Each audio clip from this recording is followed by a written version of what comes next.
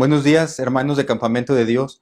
Qué gusto me da que podamos conectarnos a través de estos medios y continuar con nuestras predicaciones, continuar aprendiendo de lo que la palabra de Dios tiene para con nosotros todos los días y especialmente en este día domingo. En este día vamos a comenzar una nueva serie de predicaciones que van a estar basadas en la segunda carta de Pablo a los tesalonicenses. Hace ya varios domingos, como ustedes lo recordarán muy bien, que acabamos con la primera carta de Pablo a los tesalonicenses.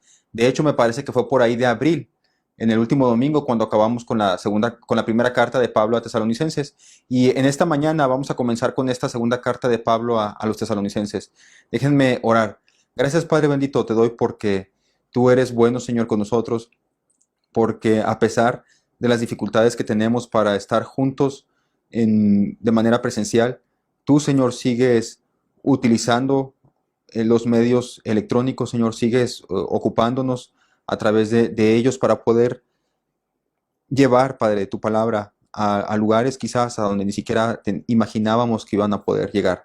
Gracias te doy, Señor, por los hermanos de Campamento de Dios. Gracias te doy por las personas que están viendo este servicio de adoración a ti, Señor. Que tú seas glorificado, Padre, que tú seas honrado en este día a través de nuestra alabanza y también a través de la exposición de tu palabra, Padre. Gracias, Señor bendito, porque hasta este tiempo tú has sido fiel. Ayúdanos, Señor, a ser fieles también nosotros en lo que nos toca hacer. Te lo suplicamos en Cristo Jesús. Amén.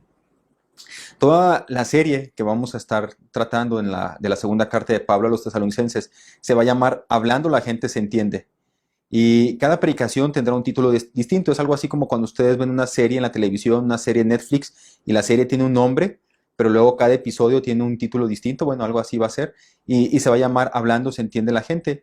Y antes de entrar a lo que será el tema propiamente dicho de esta mañana, déjame te explico por qué es que la serie se va a llamar así, Hablando la gente se entiende. Lo que está pasando aquí en esta segunda carta de Pablo a los tesalonicenses es que han pasado aproximadamente 6 meses o un año desde que él escribió la primera carta. Y la razón es bien sencilla. Cuando Pablo envió esta primera carta, algunas de las cosas que él dijo fueron malinterpretadas por algunos. Y por esa razón, la mayoría de los comentaristas bíblicos coinciden en que esta carta que vamos a comenzar a ver en este domingo, coinciden en que es una reacción de Pablo intentando aclarar lo que la gente pudo haber entendido mal. Ahora, yo quiero que ustedes recuerden lo que vimos en 1 Tesalonicenses 2:18, porque ahí vimos nosotros que Pablo está intentando ir personalmente a ver a los tesalonicenses. Recuerden que Pablo decía, yo quería verlos, yo deseaba verlos, pero en sus propias palabras, Pablo dice, pero Satanás me lo impidió. Entonces, Pablo quería irlos a ver personalmente, pero él encontraba este bloqueo de parte del enemigo, que no permitía que Pablo fuera a verlos, que Pablo fuera a visitar a sus hermanos de Tesalónica. Entonces, la manera en que Pablo encuentra para poder hablar con ellos es a través de una carta, que en aquella ocasión la mandó a través de Timoteo. Ahora, yo pienso, yo pienso que quizás una de las razones por las cuales los tesalonicenses no comprendían completamente el mensaje de Pablo, el mensaje que Pablo les dio en esa primera carta, es porque lo hizo a través de un medio escrito, lo hizo a través de una carta. Y déjame te lo explico de esta manera. Yo creo que todos los que manejan WhatsApp, todos los que manejan, que se envían mensajes a través de celulares o a través de la computadora, pueden entender esto, porque yo estoy seguro que a todos les ha pasado alguna de estas dos situaciones. Algo que tú escribes es malinterpretado por la persona que recibe el mensaje, o tú malinterpretas el mensaje de otra persona cuando es algo escrito. Y eso pasa generalmente porque, porque no sabes tú, o los que están leyendo tu mensaje, la intención de las palabras.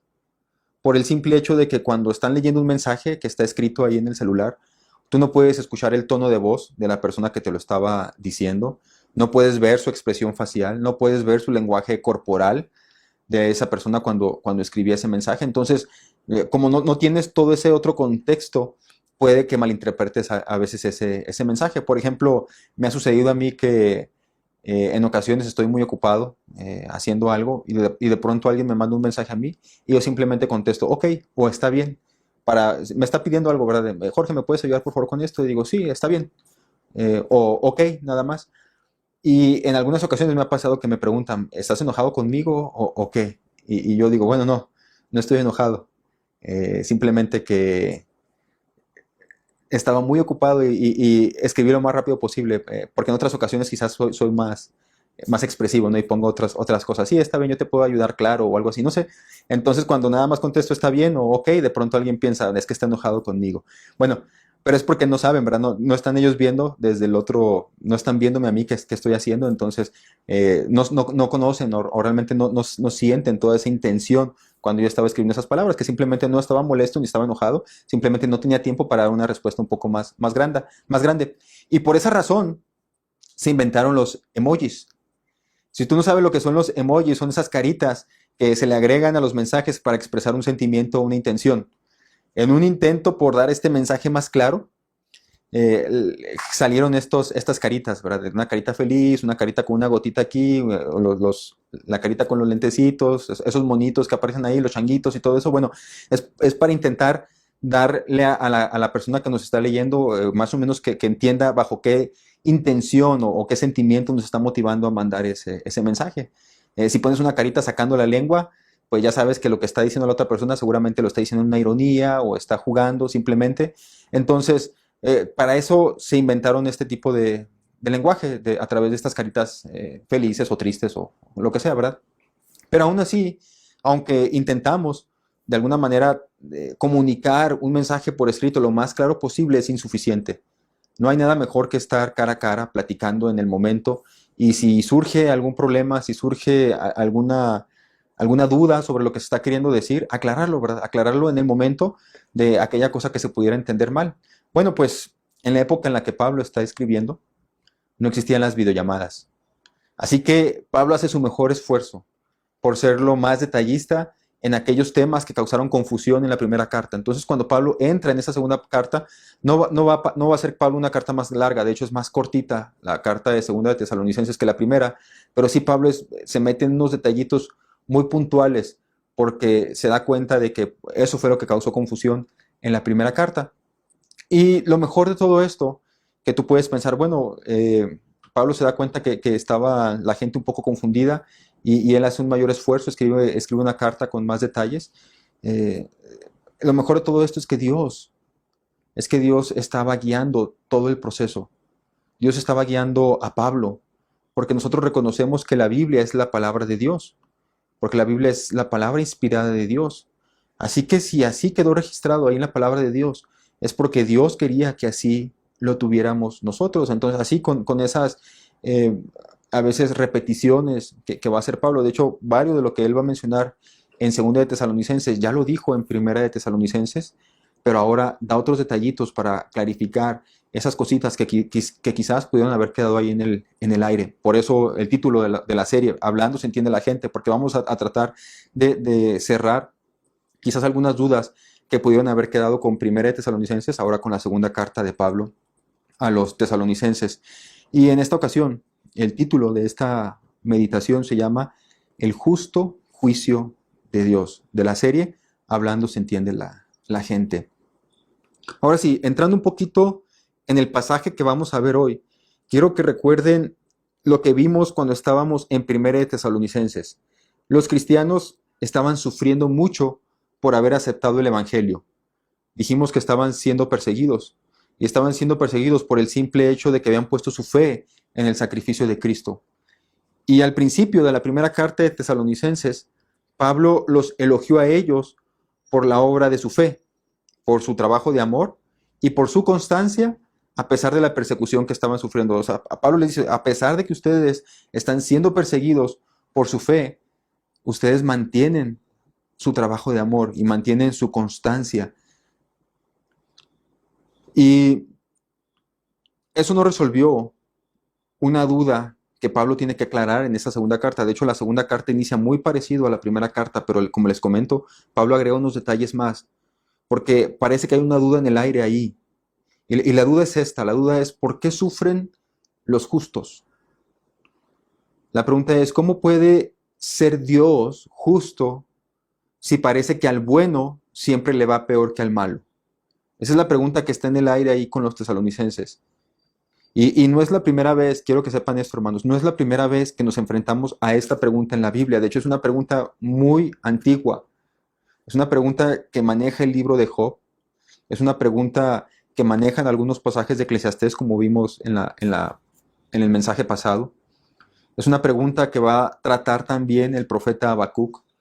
Y también es una pregunta en la que algunos salmos van a hacer una reflexión acerca de eso. Porque es que pareciera que aquí en la tierra a los malos les va mejor que a los buenos. Y la idea es más o menos esto. Cuando tú como creyente estás atravesando por un momento de crisis o por un momento de sufrimiento, lo primero que viene a tu mente es, estoy atravesando por este sufrimiento porque hice algo malo. No soy brujo, no soy adivino, no soy profeta, pero yo sé que tú piensas eso, porque es lo mismo que yo pienso también. En cuanto me sucede algún problema, en cuanto me sucede algo que con lo que yo no lo estaba contemplando dentro de mi vida, un momento difícil, lo primero que se me viene a la mente es empezar a reflexionar introspectivamente y pensar que hice mal, que por qué pecado me estará castigando Dios. Es lo primero que comienzo a pensar. Y empiezas a sufrir y empiezas a buscar y empiezas a pedirle a Dios que te revele qué pecado pudo haber sido, ¿verdad? Si es que es un pecado quizás oculto, y le dices a Dios, Dios, por favor, revélame en qué estoy mal para arrepentirme y dejar de sufrir, porque vemos el sufrimiento como un castigo de Dios. Y en ocasiones incluso hay creyentes que llegan a desesperarse porque no encuentran una razón lógica o un pecado por el cual deberían estar sufriendo. Como conectamos automáticamente el sufrimiento con el pecado, en ese momento, cuando tú no encuentras un pecado por el cual, según tú, deberías estar sufriendo, empieza a llenarte un sentimiento de desesperación y de incertidumbre ante Dios. Lo primero que te puedo decir es que no siempre nuestro sufrimiento es a consecuencia de un pecado personal. Yo me atrevería a decir que mayormente el sufrimiento que sufrimos aquí en la tierra es porque vivimos en un mundo caído. Por eso el cristiano sufre en la tierra. Porque en aquella ocasión que pecaron Adán y Eva y entró el pecado en el mundo entero se corrompió. Y entonces vivimos en un mundo dominado por el maligno y su gente. Y por esa razón el cristiano sufre la mayor parte del tiempo en la tierra. Pero te puedes preguntar, ¿y qué pasa cuando sufres por ser bueno? Esa era la pregunta de Job. La pregunta de Job hacia Dios era, pues Señor, por favor, revélame en qué pecado, porque yo he sido bueno. Inclusive la Biblia le da la razón a Job. La Biblia dice que Job era un varón justo.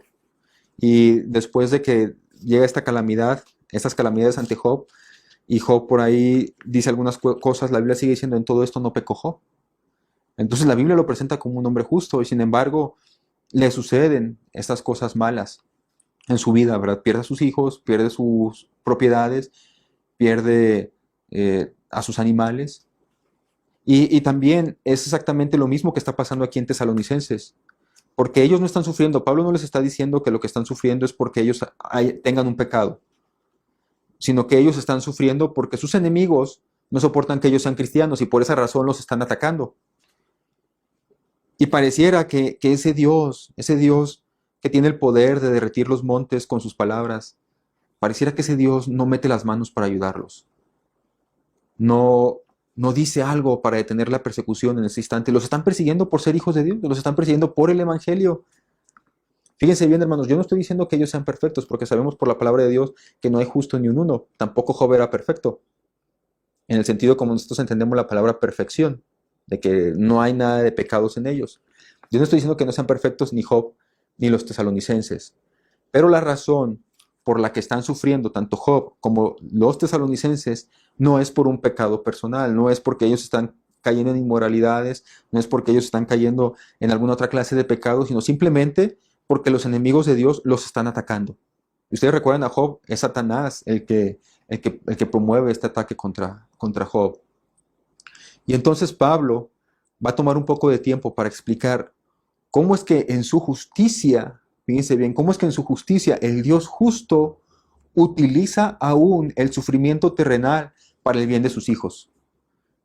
Lo que Pablo va a explicar ahora en Tesalonicenses es cómo Dios, a pesar de que tú piensas que el sufrimiento es un castigo de parte de Él, Pablo va a decir que no es así. Pablo va a decir que un Dios que es justo, nuestro Dios, utiliza aún el sufrimiento terrenal para el bien tuyo. Mientras que aquellos que no son hijos de Dios, ellos sí van a sufrir eternamente. Y esto nos lleva a la primera parte de nuestro pasaje de hoy. Yo quiero que veamos ahí en 2 de Tesalonicenses capítulo 1, versículo 3. Y yo quiero que veamos que Dios utiliza mi sufrimiento para darme seguridad de salvación. Dios utiliza mi sufrimiento para darme seguridad de salvación. Vamos a leer del versículo 3 al versículo 6. Es Pablo el que está hablando en esta carta. Amados hermanos, no podemos más que agradecerle a Dios por ustedes, porque su fe está floreciendo y el amor de unos por otros creciendo.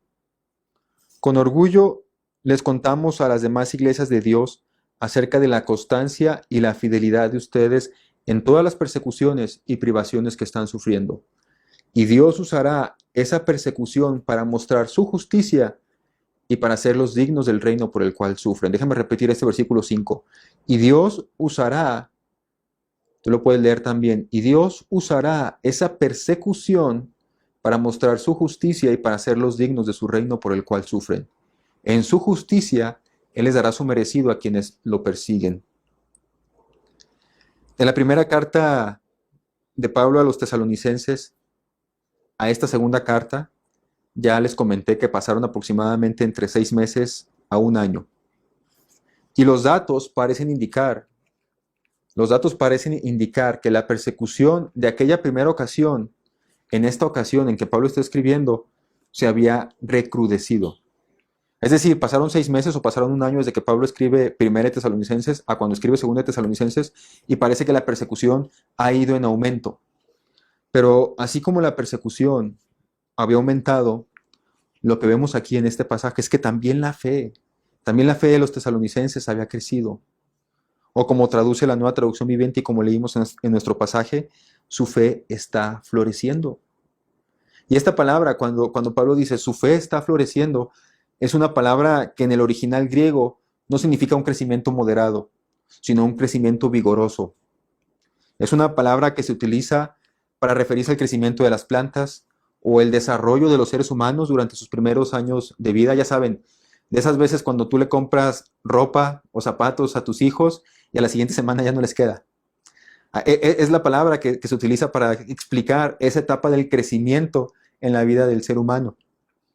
Entonces, lo que estamos viendo es que sí, la persecución aumentó, pero la fe de los creyentes había crecido mucho más todavía. Y no solamente la fe de ellos, el pasaje sigue diciendo, y el amor de unos por otros. Y el amor de unos por otros creciendo. Es decir, en los tesalonicenses estaba creciendo la fe, pero esa fe que ellos manifestaban tener en Dios no solamente se revelaba en su perseverancia y en su fidelidad, sino que había un mayor amor por el prójimo. Entonces crecía su fe, pero se demostraba por un amor, se demostraba en el amor. No eran como ese típico fariseo que por fuera puede aparentar mucha religiosidad, pero ni por sus papás se preocupa. Ustedes recuerdan, ¿no? Esos fariseos a los que Dios acusaba, a los que Jesús acusaba en el Nuevo Testamento, de que diezmaban todo para decirle a sus papás, no te puedo ayudar porque lo que te iba a dar a ti, ya lo aparté para dárselo a Dios. Entonces aparentaban mucha religiosidad, aparentaban adorar a Dios, pero ni siquiera cuidaban de sus padres. Entonces es una religión falsa. Pero estos tesalonicenses, su fe, dice la palabra de Dios, dice Pablo, su fe estaba floreciendo, estaba creciendo demasiado, y se demostraba también porque amaban a sus otros hermanos, amaban a su prójimo. Era una fe verdadera en Dios que producía amor por otros. Y ahora aquí entramos al versículo 5, que es la clave para responder a esta pregunta que quedaba entre los tesalonicenses. ¿Cómo puede ser Dios justo si no detiene el mal que me están causando mis enemigos? Y quizás pueda hacer la misma pregunta tuya también. ¿Cómo puede Dios ser justo cuando yo ya soy su hijo y me hace atravesar por momentos de sufrimiento? Pablo dice en el versículo 5, y Dios va a usar esa persecución para mostrar su justicia y para hacerlos dignos de su reino por el cual sufren. La Reina Valera del 60 dice, esta es demostración del justo juicio de Dios, para que seáis tenidos por dignos del reino de Dios. Lo que está diciendo Pablo es que la fe, el amor, la perseverancia y la fidelidad con la que están soportando las pruebas, fíjense bien, es la demostración de que pertenecen a Dios. Es decir, lo que los tesalonicenses están demostrando en su vida, su fe, su amor, su perseverancia y su fidelidad, es la prueba de que pertenecen ellos a Dios. Quiero aclarar aquí que cuando Pablo dice para hacerlos dignos de su reino, no se está refiriendo a que por el sufrimiento uno se pueda ganar el cielo. Es decir, que, ok, ¿cómo me gano el cielo? Sufriendo mucho. No, lo que Pablo está diciendo es que el hecho de soportar las pruebas no nos hace dignos del cielo, pero resistirlas sí demuestra que uno es digno.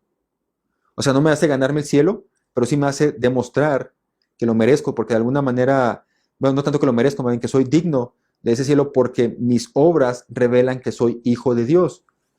Y quizás puede ser un poco confuso, pero piénsalo de esta manera. Tú nunca sabrás que tu fe es verdadera si no la ponen a prueba.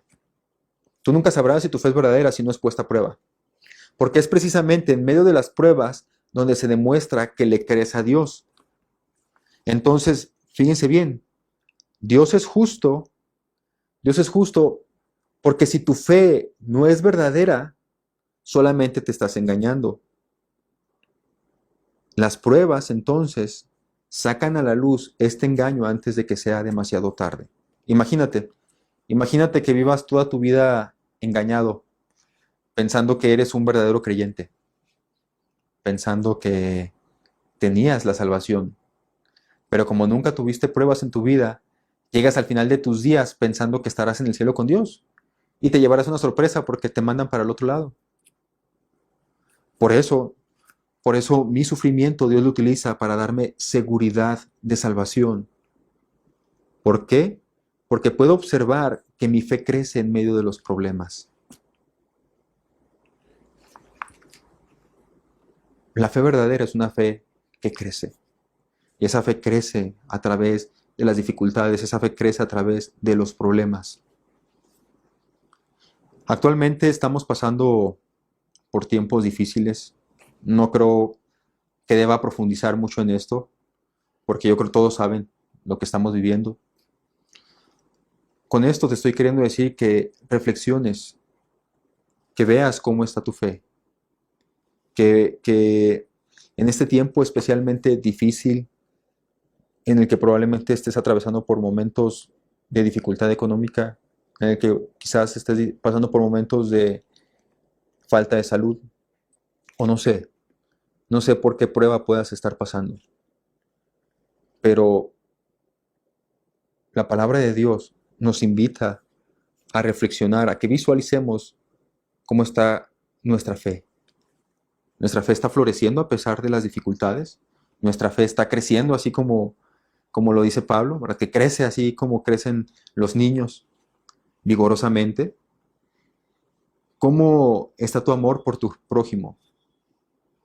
¿Está creciendo tu amor por tu prójimo o no está creciendo? Piénsalo, ¿verdad? Piensa seriamente en esto. Si te das cuenta de que no está creciendo tu fe y de que no está creciendo tampoco tu amor, entonces estás a tiempo de humillarte y pedirle perdón a Dios antes de que sea demasiado tarde. Yo por eso digo, Dios claro que es un Dios justo, porque no nos deja vivir engañados, porque nos permite atravesar pruebas y dificultades para que veamos si realmente somos salvos o no lo somos. Por eso Dios nos permite atravesar esas dificultades para que de esa manera las pruebas saquen lo que hay en nosotros verdaderamente. Entonces Dios utiliza mi sufrimiento como una prueba de lo que sería mi salvación. Dios lo utiliza, mi sufrimiento, para darme seguridad de salvación. Dios no necesita saberlo, Él ya sabe si eres salvo o no eres salvo. El que necesita saberlo eres tú. Una manera de darte cuenta si eres salvo o no lo eres es por cómo reaccionas a través de las dificultades y a través del sufrimiento. Cómo se fortalece tu fe o cómo se debilita o cómo crece tu amor. De esa manera te das cuenta de si realmente eres salvo o no lo eres. Lo segundo que quiero que veamos es que mi sufrimiento, Dios lo utiliza para transformarme. Dios lo utiliza para transformarme, mi sufrimiento. Versículo 11. Así que seguimos orando por ustedes, pidiéndole a nuestro Dios que los ayude para que vivan una vida digna de su llamado, que Él les dé el poder para llevar a cabo todas las cosas buenas que la fe los mueve a hacer. Yo quiero que observen lo que Pablo está pidiendo. Pablo ya ha dicho que los tesalonicenses han demostrado tener fe, amor, perseverancia y fidelidad, y que como lo han demostrado, ellos pueden estar seguros de que son salvos. Pero aquí Pablo está pidiéndole a Dios que sea Él el que ayude a los tesalonicenses a vivir una vida digna de su llamado. Entonces aquí Pablo le está pidiendo a Dios que sea Dios el que los ayude a ellos a vivir esa vida digna del llamado. Y acá Pablo los estaba elogiando porque ellos vivían de una manera digna. Pablo entonces está pidiendo que sea Dios el que les dé el poder para llevar a cabo todas las cosas buenas que la fe los mueve a hacer. Y esto es más profundo de lo que probablemente estás pensando. Porque lo que está Pablo diciendo aquí es que en medio de la persecución que los tesalonicenses están sufriendo, quien está sosteniéndolos en todo tiempo es Dios. O sea, Pablo los elogió al principio porque dice, bueno, yo veo su fe, yo veo su amor, yo veo su constancia, yo veo su perseverancia. Y podía ser que algunos tesalonicenses pudieran pararse el cuello y decir, oh, sí, ¿verdad? Gracias a Dios yo soy muy bueno y crezco en mi fe y crezco en mi amor con todos los demás.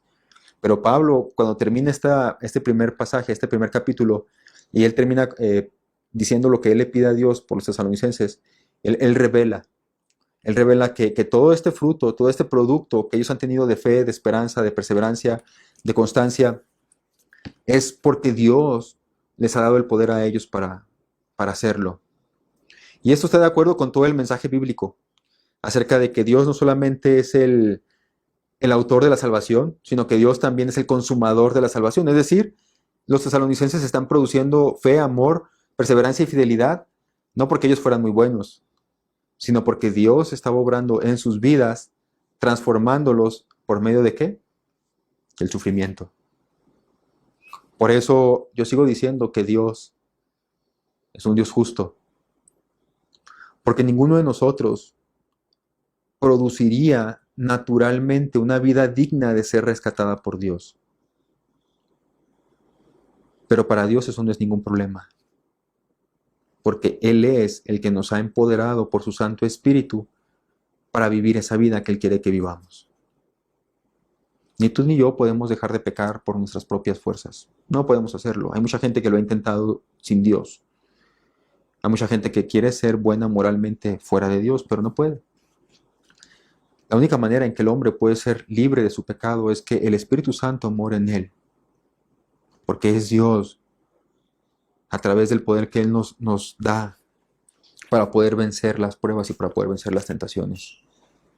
Entonces Dios, fíjense lo que está pasando aquí, Dios es tan justo que Él transforma tu sufrimiento en tu crecimiento espiritual. Y Él lo hace, Él lo utiliza para hacerte a la imagen de su Hijo Cristo. Cristo sufrió por ti y por mí. Lo hizo hasta la muerte. Él dio su vida por nosotros.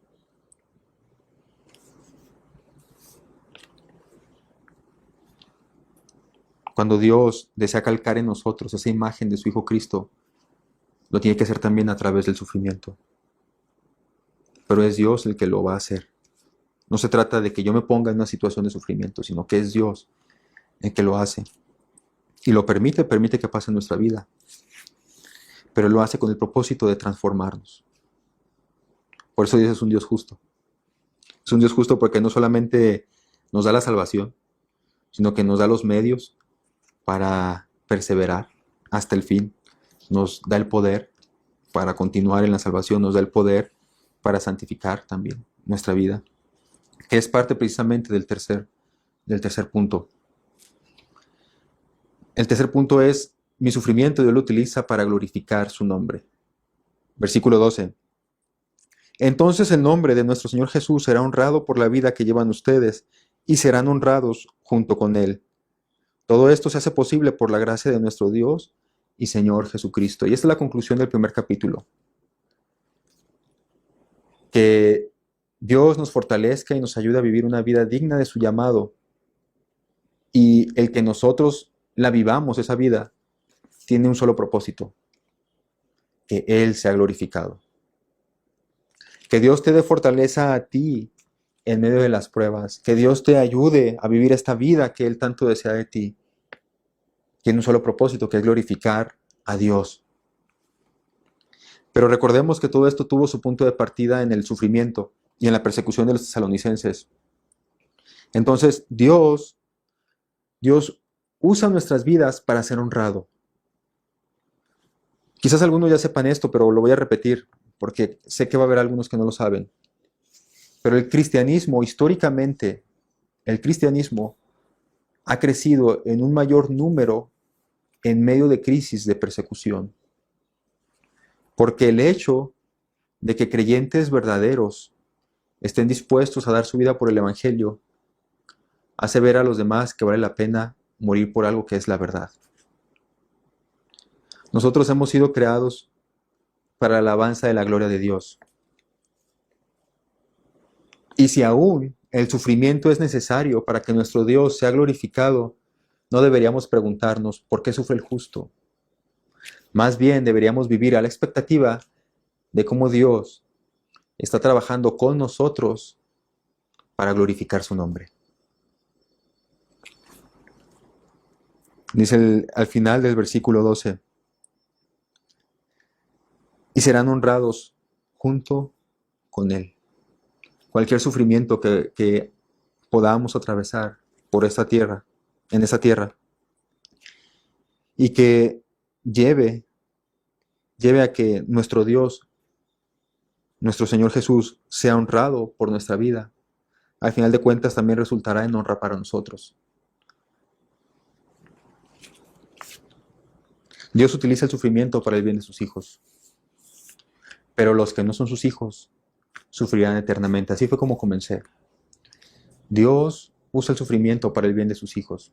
Y ya lo dije por qué. Ya dije por qué es que Dios utiliza el sufrimiento para el bien de sus hijos. Porque nos demuestra que somos salvos, porque nos transforma y porque lo hace también para glorificar su nombre.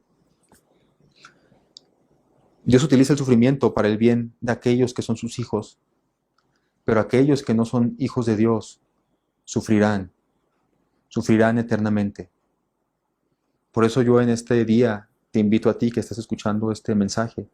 Si aún no le has entregado tu vida a Jesús, si aún no le has pedido perdón a Dios por tus pecados, arrepiéntete. Habla con Él, ora y dile que te perdone por tu maldad y pídele que entre a tu corazón. Estos beneficios que acabo de mencionar son parte de los hijos de Dios solamente. Que Dios utiliza todas las circunstancias de nuestra vida, aún el sufrimiento, por nuestro bien. Por eso es que Dios es un Dios justo y podemos confiar en que sus juicios son verdaderos. Gracias, Padre. Gracias, Señor, por este hermoso tiempo que pudimos pasar reflexionando en la primera carta de Pablo a los tesalonicenses. Señor, te suplico para que sigas transformando nuestro carácter, Padre. Sigas dándonos poder, como mencioné Pablo, para llevar a cabo las buenas obras que produce la fe que has puesto en nosotros, Señor. Que podamos acrecentar nuestra fe en medio de los problemas y también amar a los demás a pesar de las persecuciones y las dificultades que podamos tener. Gracias, Señor bendito, por tu palabra. Síguenos bendiciendo y síguenos iluminando para entenderla. En Cristo Jesús. Amén.